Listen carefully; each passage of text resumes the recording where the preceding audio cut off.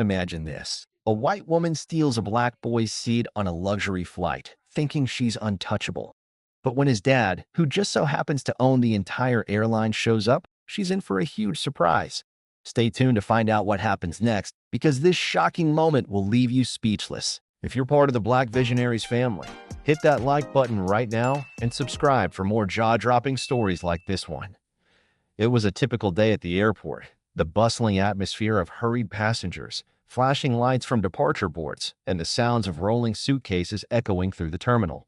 Elijah, a bright-eyed 10-year-old boy, was brimming with excitement as he stood beside his father, Michael.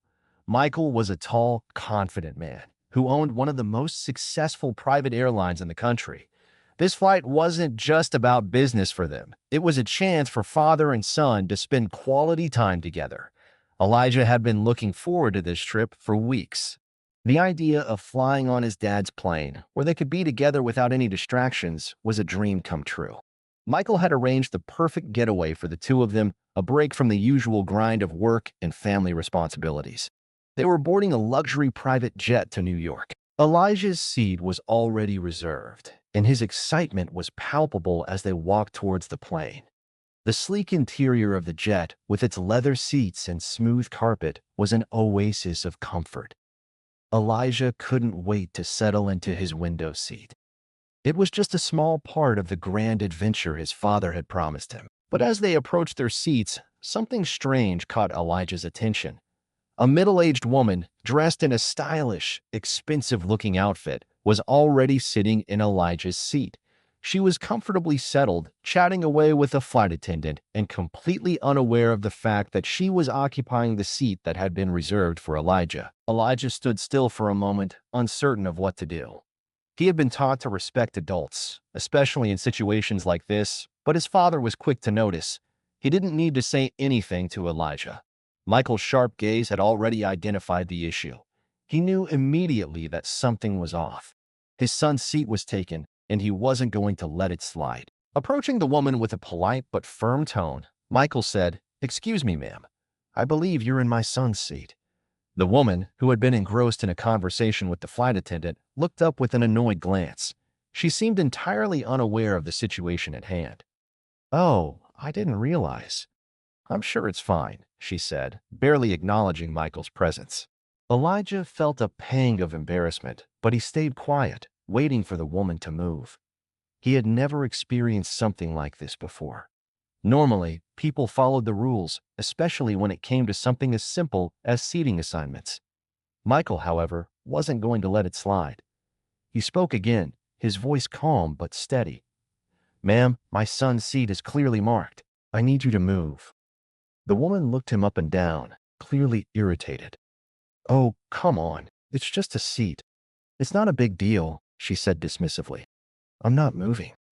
Michael felt the frustration rising in him, but he kept his composure. He didn't want this minor issue to escalate into something worse, especially not in front of his son. He glanced over at the flight attendants, hoping they would step in. The flight attendants exchanged uneasy looks, but said nothing. Michael could tell they were hesitant to intervene. They didn't want to cause any confrontation, but at the same time, they couldn't allow the woman to continue occupying the seat. The woman, noticing that no one was stepping in, took it as an opportunity to get even more defiant. "I paid for a first-class ticket. This is ridiculous. I'm not going to move for some kid," she muttered, raising her voice. Elijah understood why this woman was being so rude. He had never seen anyone act this way, especially when it was so clear that the seat belonged to him. His father, always a rock of calmness, was now visibly irritated, but he still held himself in check. He didn't want to cause a scene, but he wasn't going to let his son be disrespected either. "Ma'am," Michael said, trying to keep his voice controlled. "I'm not asking. I'm telling you, my son's seat is not available for anyone else. Please, get up." The woman scowled but made no move to get out of the seat. Elijah felt his heart sink. He wanted to speak up, but he didn't know what to say. What could a 10-year-old do in this situation?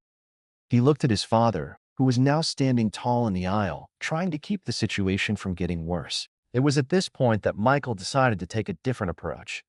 He turned towards one of the flight attendants again, this time more forcefully. "Can you please help?" he asked. This needs to be handled now. The flight attendant, who had been standing by nervously, stepped forward. But before she could say anything, an older man dressed in a perfectly tailored suit appeared in the aisle. He was a man who carried a certain air of authority, and everyone in the vicinity noticed him immediately. He approached the situation with ease, his eyes scanning the scene in front of him. "What seems to be the problem?" the man asked, his voice deep and calm. The woman turned around to face him, but as soon as she saw him, her face turned pale. Michael, too, recognized the man immediately. It was none other than Charles Harrow, the CEO of the airline Michael owned. The man was a legendary figure in the aviation industry, known for his role in transforming Michael's airline into the powerhouse it was today. The woman's posture immediately changed. She had recognized him too, and the realization hit her like a ton of bricks. The man she had been so disrespectful to was a powerful figure, someone whose company she had probably flown on countless times. Charles Harrow's presence was unmistakable, and it was clear she had misjudged the situation. Charles glanced at the woman and then back at Michael and Elijah. Without missing a beat, he addressed her directly. "I'm sorry, but I believe you're in the wrong seat," he said, his voice firm but polite. "This seat is reserved for young Elijah Thorne, son of Michael Thorne, the owner of this airline. And I'd appreciate it if you'd get up now."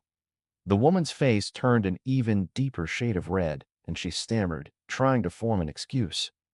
"I didn't know. I didn't realize. I thought." Charles didn't let her finish. "I don't think it's worth discussing further. Please, move. We have a flight to catch." The woman was caught off guard by the sudden shift in power. Her arrogance had disappeared in an instant. She scrambled to grab her things, her face contorting in embarrassment. "I'm so sorry," she mumbled, her voice barely above a whisper. Elijah watched the entire scene unfold in stunned silence. He couldn't believe what had just happened. The tension in the cabin melted away as the woman vacated the seat. His father sat down next to him, offering him a reassuring smile. Elijah finally exhaled, feeling a weight lift from his shoulders. Charles Harrow, noticing Elijah's wide eyes, leaned down slightly. "You know, Elijah, some people think they can get away with disrespecting others just because they feel entitled. But you and your dad showed them what real respect looks like." Elijah nodded, the lesson sinking in. He felt proud of his father, not just for standing up to the woman, but for teaching him what it meant to stay calm and strong in the face of adversity. As the flight took off and the plane ascended through the clouds, Elijah looked out of the window, his mind racing. He had just witnessed something that would stay with him for the rest of his life. His father's quiet confidence had taught him that respect wasn't something to be earned through power or wealth. It was about treating others with dignity, no matter who they were. The rest of the flight was smooth, and Elijah and Michael spent the next few hours talking about everything and nothing. They laughed together, shared stories, and enjoyed the peaceful silence of the sky. For Elijah, this trip wasn't just about the destination. It was about the powerful lesson he had learned from his father. And when they finally landed in New York, Elijah knew that the world might not always be fair, and some people would always try to belittle others. But he also knew that, like his father, he could always stand tall and speak up for what was right. Thanks for watching. If you were as shocked as I was, don't forget to like, subscribe, and hit the bell icon for more unbelievable stories like this. Drop your thoughts in the comments below. Let's talk about it. Until next time, stay aware and stay tuned.